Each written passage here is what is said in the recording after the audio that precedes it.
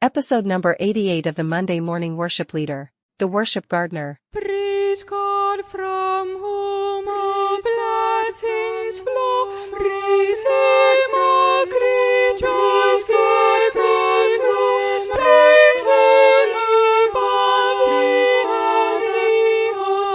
Praise Father, Son, and Holy Ghost. Well, hey guys, it's Brother John here. So good to be with you on this podcast, and happy 2026. Oh, it's so good to get into the new year. I have to say, I've loved Christmas. I've loved everything about it, but it is really kind of good to be past all of that so that we can get back to the swing of things. And in fact, next week, my podcast will be called Back in the Saddle, kind of looking ahead at the year. But a couple of things I wanted to talk about today. One is the topic I'm gonna talk about in a minute, called being a worship gardener. But before I even do that, let's just talk a little bit about 12 days of Christmas. And this is just a little nugget that you might want to consider doing for next year, because it's something I have done. I didn't do so well this year, but I have done in the past. So when I have been a worship leader for so many years and have family, one of the things that really kind of kills me is Advent. It doesn't kill me in the fact that celebrating it at church, that's no big deal. In fact, that really gives a little bit more structure, and I enjoy that. But I will tell you that being a family man, sometimes Advent was hard because we have so many concerts. I mean, I counted, like this past Christmas season, I was responsible for probably about 70 pieces of music all told, between 3 to 4 to 5 concerts that I had to do with different ensembles. And so it really occurs to me that, you know, with all of the rehearsals, all of the trappings, everything that's going on, we can really kind of get lost on the personal Advent stuff.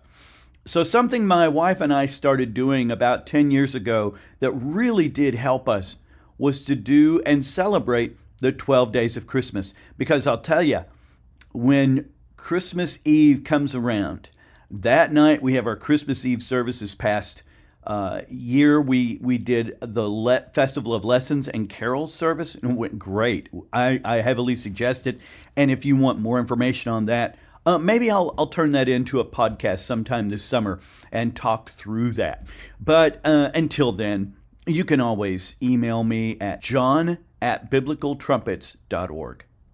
But getting back to 12 days, what I decided to do was, instead of celebrating Advent, which, don't get me wrong, I love Advent, but because I was so busy, instead of celebrating that, we celebrated the 12 days of Christmas. Taking time every day to celebrate Christmas, taking time every day at December 25th and thereafter to celebrate Christmas in 12 days. It just gave a lot more meaning. We got to enjoy the decorations a little bit longer. Oh, it's just a good way to do it. And this week, and in fact, by the time you hear my voice that day, I'm going to be pulling down decorations on the 11th day of Christmas as we prepare ourselves to get back into ordinary time. Something you might want to consider, there aren't a lot of resources out there. I kind of tend to want to take Advent resources and refit them for that. But it's something you can do with your family that I know they'll enjoy. If you have children, you might even want to actually do a gift every day. That's an idea too. So I wanted to talk about worship gardening today. I know that that sounds really strange, being a worship gardener, but how I want to put this is I found out years ago, I've been doing worship leadership, dealing with ensembles and all of that for many, many years. I really started watching 3 people that I love very much and what they did in life. And that was my wife, my daughter, and my son. They're all gardeners and landscapers. They all work with the ground, and they work in the field, and they work to make things better. And one of the things that I really kind of have learned from them was my worship ministry needs to look a lot like their gardens, in the fact that, we have big events, right? We do the big, maybe choir recruitment kind of thing, or orchestra recruitment, or praise team events, or something like that. Think about those events as being very, very important. However, maybe what you need to think about is being a gardener. And that gardener, what the gardener does is every day the gardener goes out and tends his garden. And every day the gardener goes out and weeds his garden. Now be careful about weeding. That could be a kind of an issue. I believe that we need to try to help our people as much as possible to grow in discipleship. And then eventually, if nothing works, maybe then pulling them away. But weeding nonetheless, and what I do with that is sometimes if there are people who are no longer in my ministry, I'll write them a note and just thank them for their service, and then pull their names out of my ministry just to make sure I have it very cohesive, very clean. In my worship gardening, I communicate with my choir, with my orchestra, with my praise team, with my praise band. I communicate with them several times a week via email, via text, via phone calls. I try to work with that garden. I also have a big picture for my garden for the year. I work on that to try to bear fruit.